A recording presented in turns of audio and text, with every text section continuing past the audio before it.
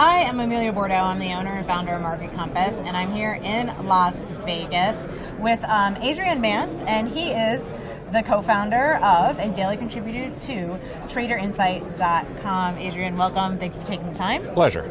Great. I wanted to first ask you about your intraday trading. So how do you profit from intraday trading? What are your main methods that a beginner should start with?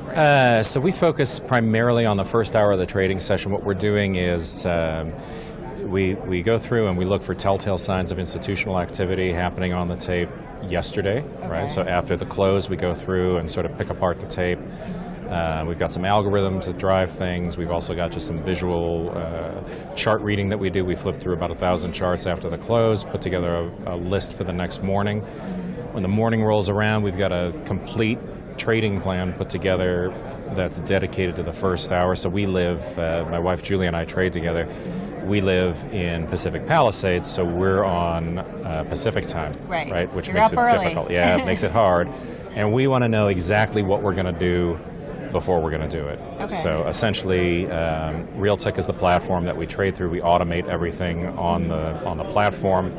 And in the morning, really the only thing that we have to do is pull some stops around, figure out if there's gap trades that we're going to be looking at, which ones meet the criteria that we're interested in. And then really after the first hour, we're either hiking the beach or hiking the canyon and getting ready for the next day. Sounds good. I like it. So most of your work then takes place after the market closes when you go through these charts? Okay. Right. And do you typically do that by algo or? Some of it's algorithmically driven. It's looking for institutional activity and trying to book match institutional buying over the course of the day, see if there's a persistent buyer or something, and then going back and analyzing the chart pattern and figuring out is that an expansion or range in volume. That's sort of a bread and butter trade for us. And then the rest of it is, on the NYSE side of it, we still interact with the New York Stock Exchange the way we did 20 years ago. We get to know a stock, get to know sort of the specialist personality or the designated market maker's personality, and look at where they're going to bracket the trades up, and we just try to profit in those brackets. Oh wow, old school, but I like it. Throwing it back, very. That's right. If it works, it works.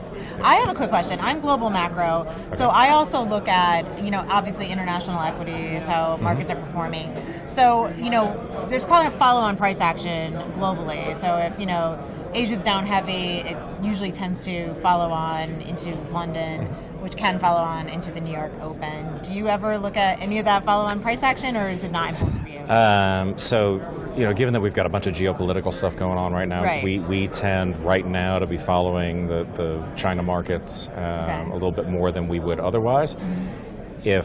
If things are just sort of smooth sailing politically, then we tend to just look at our charts, figure out what we're going to do for tomorrow, and let it happen the way it's going to happen. But yeah, right now it's whether it's a tweet or a tariff, we're very alert to the impact that it might have on the stocks we're interested in. Okay, great. Well, thanks for joining us, and we will be right back.